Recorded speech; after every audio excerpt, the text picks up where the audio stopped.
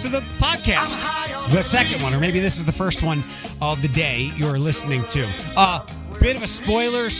I'm hoping Alex will watch the latest Marvel show. It's called Echo. It has my favorite Marvel character in there, returning from a show I really liked that was on Netflix. You may have heard that a Mandalorian movie was announced. As I've thought for some time now, even though the Marvels was disappointing for many, as that came out, I felt that was the pivot point for everything under the Disney umbrella getting straightened out. And I'm going to watch this show, and if Alex watches it, we'll talk about it. I was stunned to hear that I think it's rated MA, and as violent as the Netflix show I liked, which on Disney is surprising. So you might get Echo spoilers here.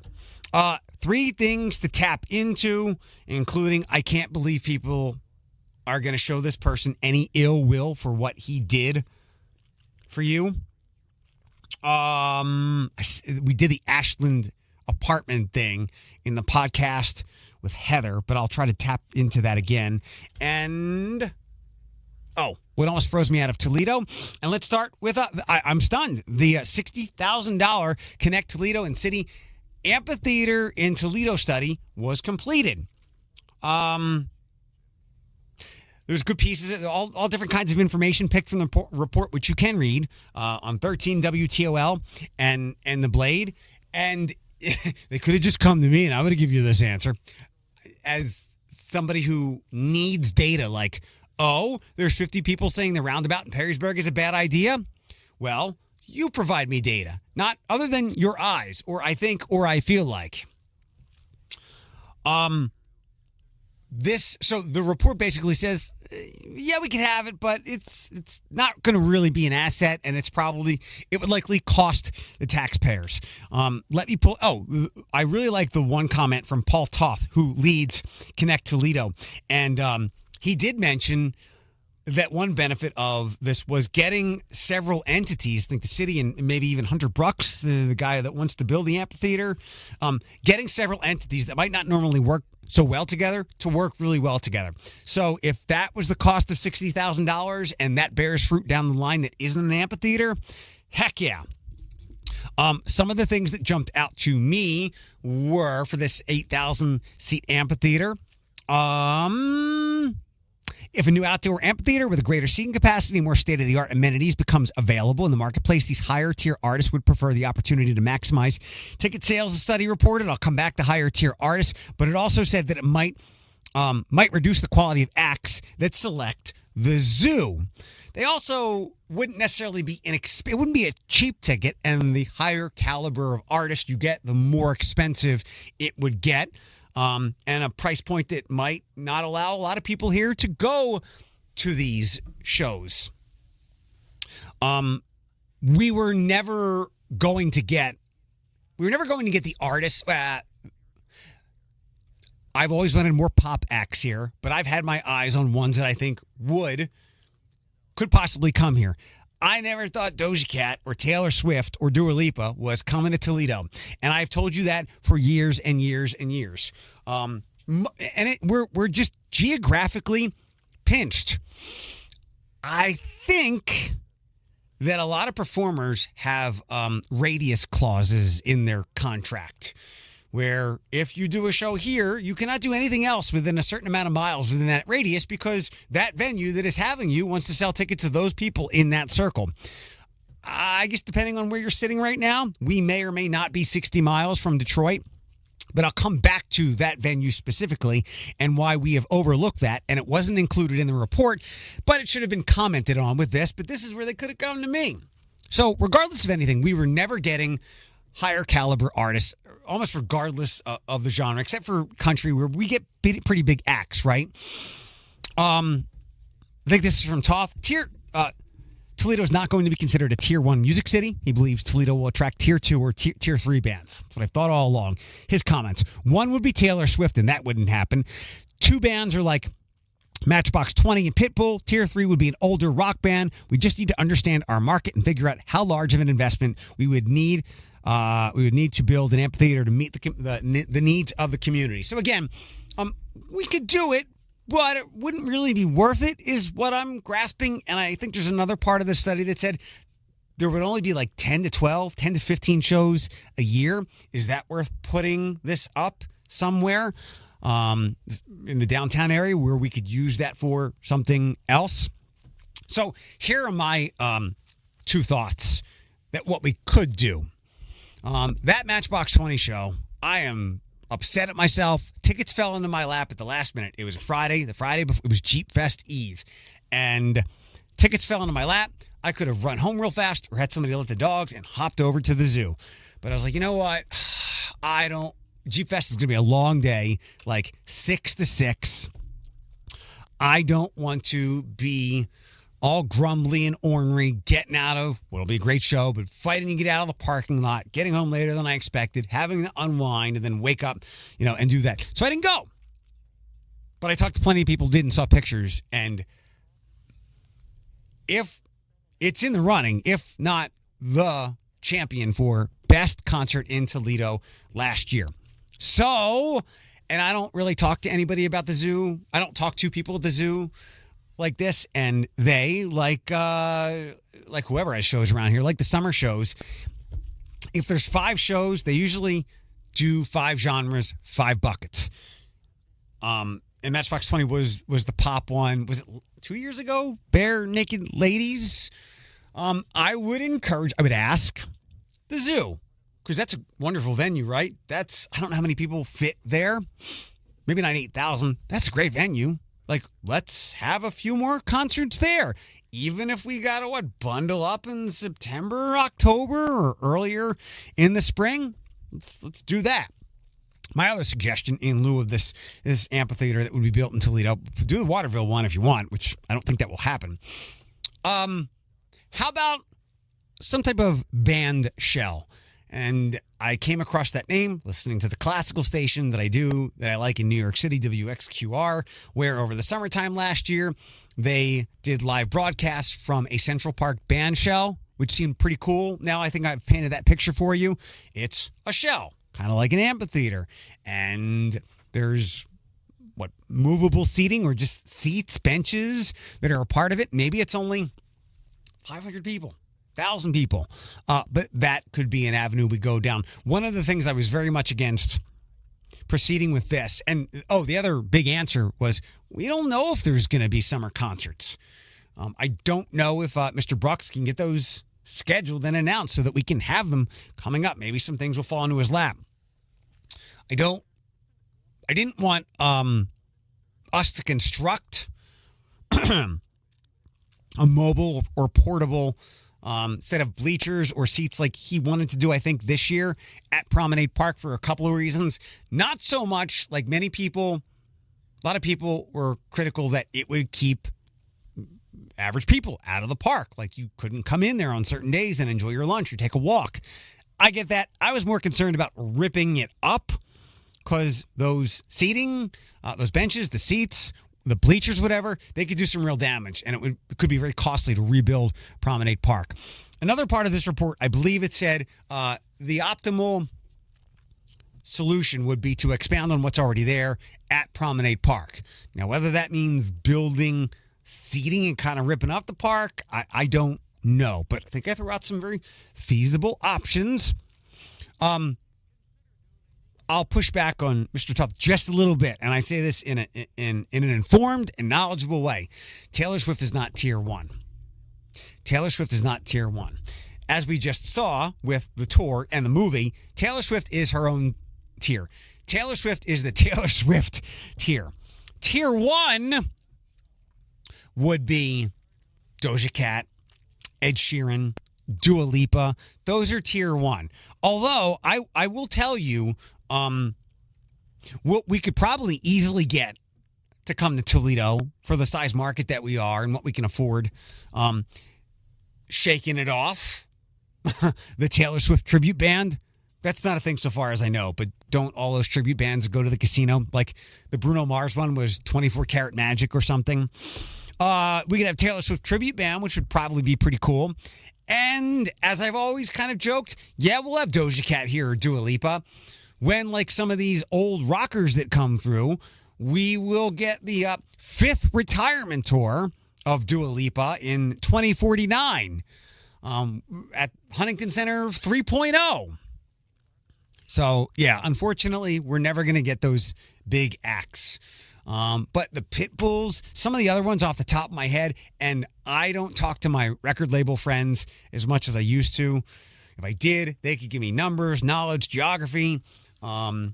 Maybe Tate McRae, especially now as she's at the point where she's probably about to go nuclear and get to that point Billie Eilish was at the peak of her career, back in 2020. Who else? He doesn't have a project currently, but like Shawn Mendes popped into my head, and he might even be too big. And it's hard to go with pop acts because when I first started clamoring for them, there were plenty of them.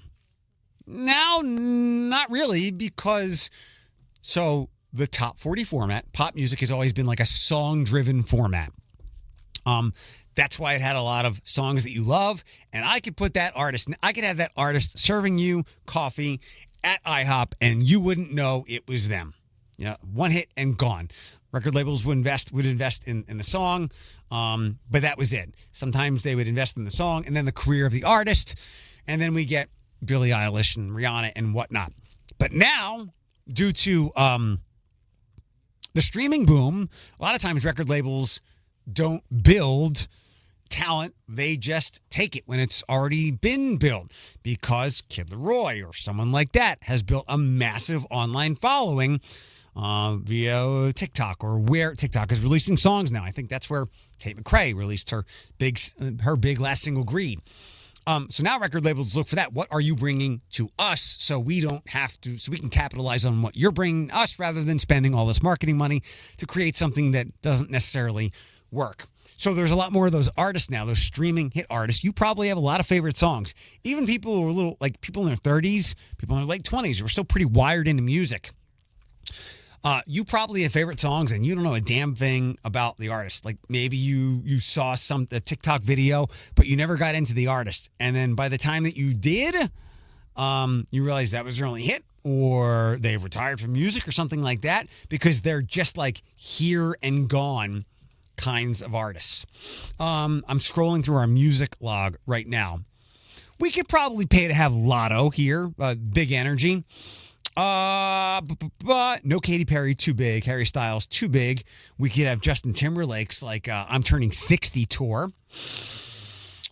Jason Derulo. We could probably get Jason Derulo here, though he's far removed from the peak of his career.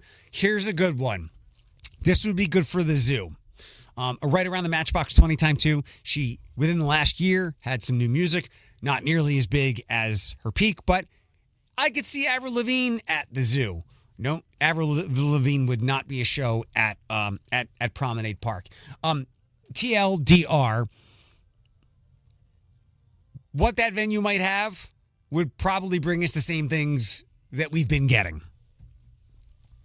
What were the other things? Oh, Matthew Stafford. I am back at it again with fans after the fury of discussion with Michigan and Harbaugh and all that. The people that love that Michigan won, the people that hate it.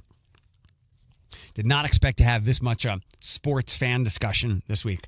It came my way that people are going to boo Matthew Stafford, or they will be prepared to boo Matthew Stafford, the Super Bowl champion who gets to play his first ever playoff game in Detroit with the Rams that's a Sunday night game. So a couple of components to this. That man, literally gave his body. And I'm sure at times he had punctured lungs and other things where he really should not have been out there, especially under the new age of football where we're conscious of player safety. But that dude went out there when he didn't have to, for a shitty organization that had nothing but losses. And he went out there, he always answered the call and put his body on the line every damn week so he could get beaten the hell up. That deserves a lot of respect, even though there weren't a lot of wins. From all things that I know, he, and even though it was his wife, that was her name again. My friend had a little online tussle with her. Kelly Stafford, who Matthew called like the most courageous person in her life because I believe she beat a brain tumor. That family was deeply ingrained in the Detroit community, doing good things for it. So from all I can glean, really good person in the community, was literally giving within inches of his life on the field. Okay, to the booing and then the cheering part. I get that you want to boo the opposing players, but first, obviously I'm not a fan, but from what I can see, the only entities, the only things people that get booed by a home crowd now are some animated player like the hot shot, look at me wide receiver who's pointing first down and, telling the crowd to shush. Like that person gets booed. Quarterbacks don't really do that. The other group that gets booed, referees. Everybody hates the referees. And then the other group is the home team where the coach gets booed when the coach makes a dumb call, there's a bad penalty, or players do dumb things. Nowhere in there is opposing quarterback. Some of the opposing quarterbacks that I'm thinking of that the Lions played, and I don't know, obviously the Packers, Bears, and Vikings played the Lions at home. I don't know out of their division who played, but did anybody feel the need? And I get that. This is different. Like Matthew Stafford was there for a really long time, so there's a deeper emotional connection, which creates good emotions, but also the bad ones.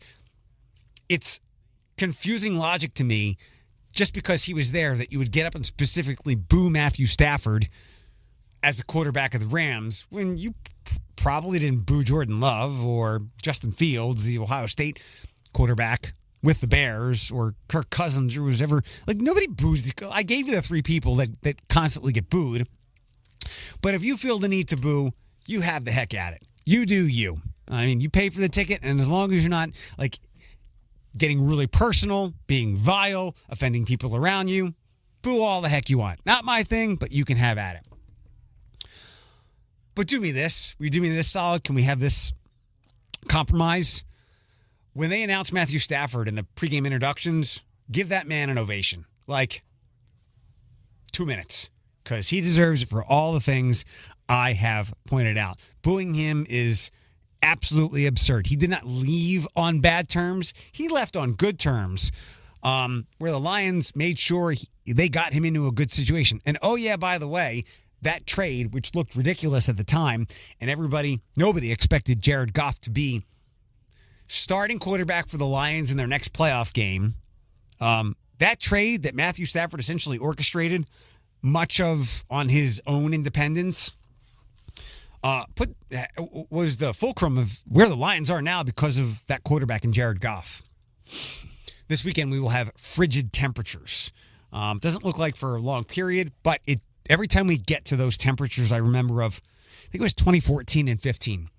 One of those years, I believe we had a record amount of snow, like 90 inches, so feet. We also had several weeks, if maybe just a week at a time, but several different week at a times through the winter with negative wind chills and near record negative wind chills, where we would go a couple days in a row, minus 28, minus 30, 48 below, I think might have been the record. It was dangerous, and it was really hard to deal with. Where I lived downtown at St. Clair Village, I had these so if you walk out of the spaghetti warehouse, if you look across that orange building, that's where I lived. So I had really high windows, and they were old. They let a lot of, it wasn't where I could just hear the wind howling in. I felt it howling in. I had some neighbors, and then my bedroom, which had those as well, was all brick. So no insulation. In the wintertime, I took a thermometer in there. In the wintertime, my bedroom was 12 degrees, around 12 degrees colder than the rest of the apartment. In the summertime, 12 degrees warmer than the rest of the place.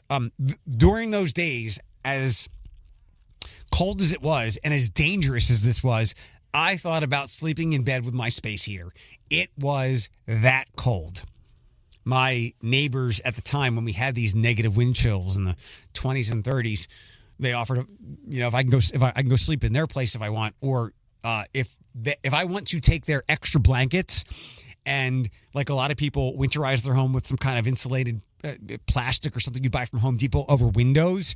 Like, do I want to hang these over the windows until this passes? Those 2 winters almost froze me out of Toledo. Those feet and feet of snow and all those wind chills. I remember thinking, I don't know if I can do another winter like this. I think it was the last big storm of 2015 or so that we had. It was a lot of snow, but it was partnered with those, I don't know if it was dangerous wind chills at the time, but it was windy. So much so that when I lived across the street from my old job, I remember walking across that street, the one in between, like where I live, the Orange Building and the iHeartRadio building, like that little street right there. I remember leaning into the wind and struggling to pick my feet, my legs and feet up to power through that wind.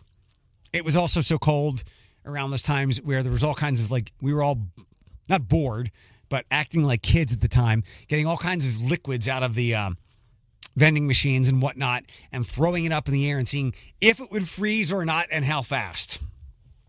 So when we have temperatures like this weekend, please stay safe. I'm not even going to remind you to keep your pets inside or not outside for long, because if I have to, you shouldn't have a pet in the first place. So stay safe this weekend, and thank you for listening to the podcast.